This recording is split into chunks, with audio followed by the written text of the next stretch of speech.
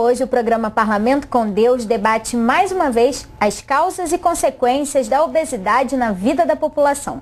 Para falar sobre esse assunto, recebemos o Dr. Álvaro Afonso, que é endocrinologista, o Dr. Assuero Silva, que é hematologista, e a deputada Graça Pereira. A nova tendência de tratamento da obesidade, a nova tendência, isso não é uma opinião, uma percepção minha, isso é um consenso entre as pessoas que estudam e tratam a obesidade, é a seguinte: a gente desmistificar e acabar com essa palavra chamada dieta.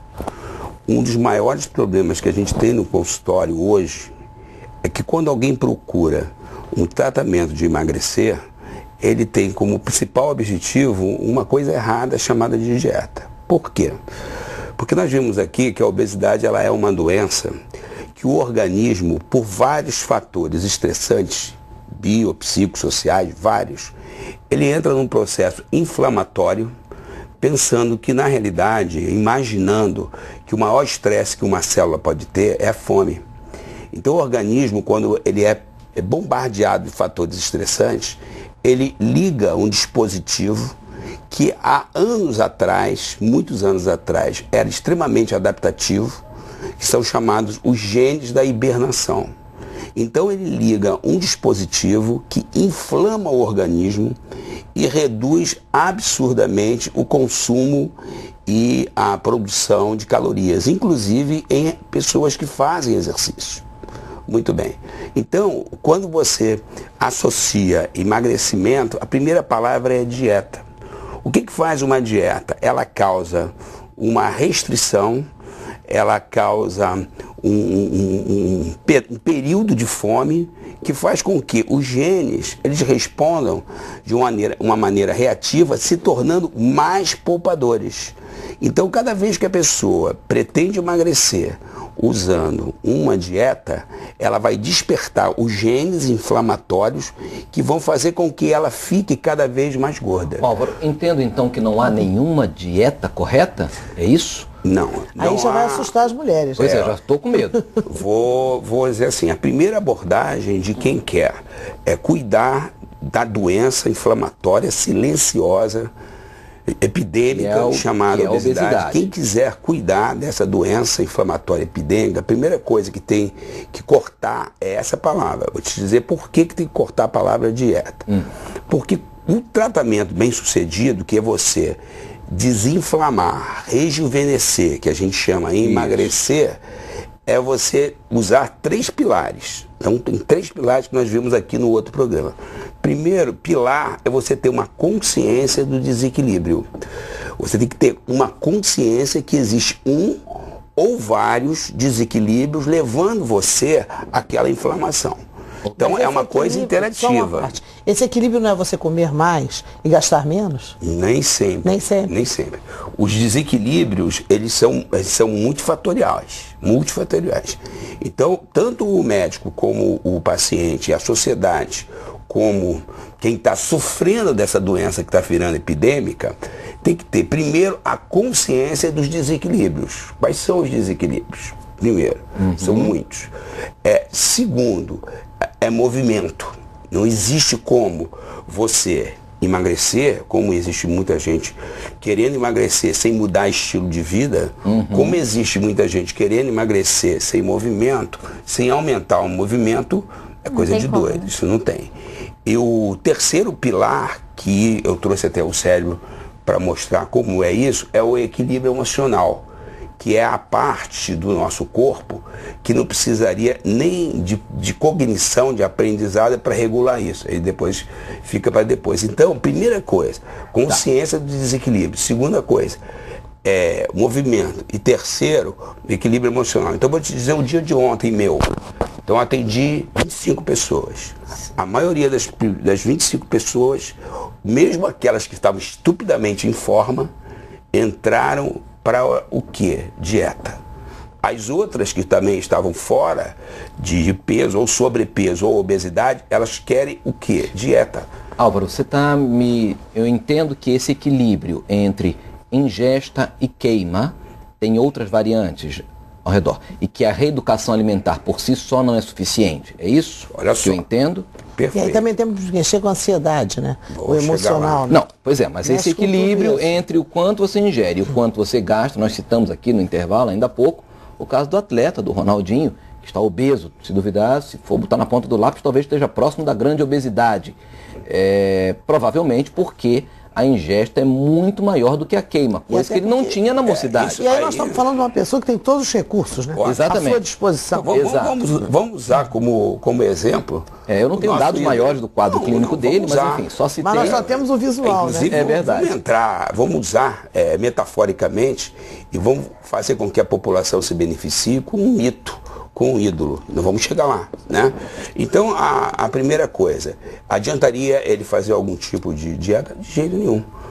A primeira coisa é que quando a pessoa ela perde os limites do corpo, alguma coisa aconteceu nessa glândula aqui.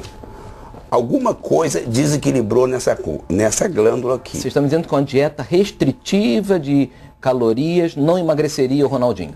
Não, uma dieta restritiva De calorias, ele não emagreceria. Até Mesmo um com certo exercícios? ponto, mesmo com exercício, até um certo ponto, levaria a um resultado que depois os genes inflamados, os genes que estavam pensando que a célula estava passando fome, eles vão recuperar absolutamente tudo que roubaram deles. É por isso que se diz que as dietas milagrosas, por exemplo, muitas vezes a pessoa perde peso em curto espaço de tempo Mas tem e depois um recupera efeito, né? até mais depois quando volta a comer Que é o normalmente. efeito sanfona. Vamos né, repetir o que a Natália falou, porque é extremamente importante. As dietas que você emagrece, recupera, elas criam uma dificuldade dobrada, igual o juro de cartão de crédito, para você emagrecer. Então você vai acumular absurdamente mais, igual cartão de crédito, tu nunca consegue pagar aqui, óbvio, né? E você vai recuperar o peso. Por quê? Porque você não tratou na causa. A célula ela não entendeu com a restrição que o organismo não está hibernando e não está passando fome. Então a restrição calórica e atividade física, depois de um certo tempo, 95% das pessoas recuperam o peso. Então, mesmo que fosse uma celebridade com todos os recursos, não seria por aí. Primeira coisa, consciência dos desequilíbrios. Vamos pegar o fenômeno. O fenômeno Ronaldo. Nós temos aqui, vamos pegar o fenômeno Ronaldo, né? Meu ídolo, pegar o meu ídolo lá. A gente tem lá dentro do cérebro um pontinho que ele é do tamanho da cabeça de um alfinete. É um software. Esse pontinho, ele é programado para sempre preservar. Mostra para as câmeras, né? Sempre preservar tamanho de uma cabeça de alfinete, sempre preservar o maior peso e o maior volume. Isso é um software, isso é uma programação. Quando você faz uma restrição calórica e você aumenta a atividade física, você não está corrigindo esse software. Uma das minhas brigas há pouco foi com o governo que queria proibir um remédio que não é remédio mesmo para passar para qualquer um, não. O médico tem que ser um bom médico para saber passar. Agora, não é para proibir o remédio, mas é um remédio que, de alguma maneira, ele interfere nesse software. Tentando que você faça uma reprogramação. Eu assisto esse programa, ele é de altíssimo nível e muita gente gosta de ficar usando palavras muito simples, pensando que quem assiste não entende. Assiste tudo, quando chega no consultório entende tudo.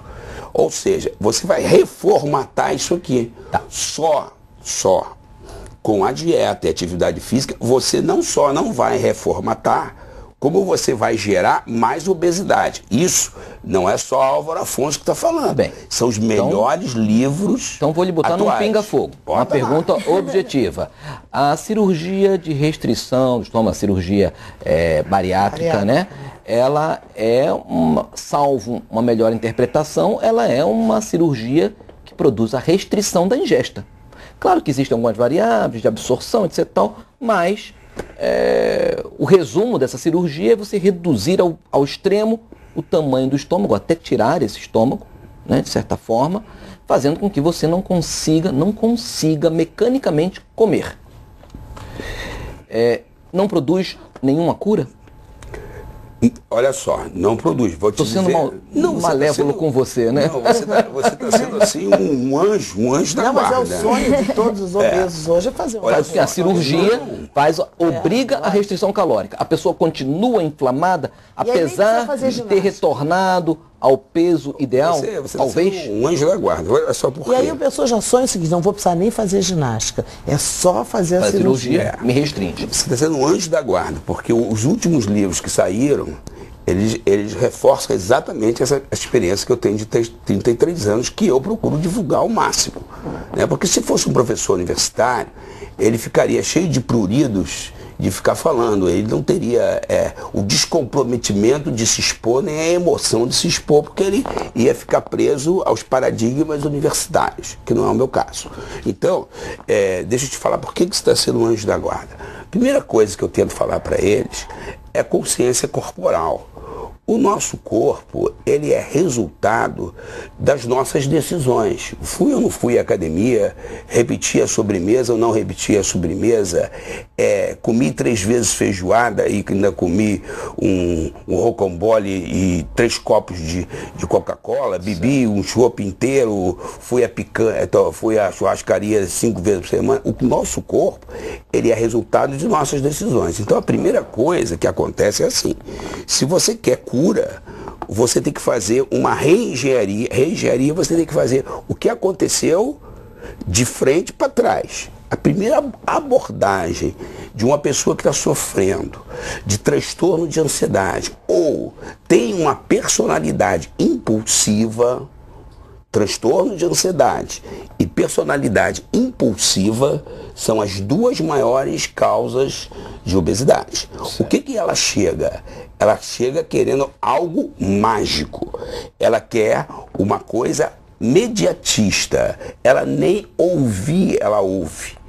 Nem se desprende para aprender. Então, nesse caso da cirurgia, a cirurgia. Dificilmente eu aprovo uma pessoa para cirurgia bariátrica, porque ela não passa no teste.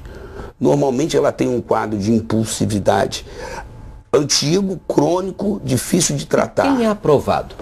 Você disse que dificilmente, mas alguém é aprovado. Quando é aprovado e medicado, aí a gente entra no primeiro pilar. Consciência de um desequilíbrio.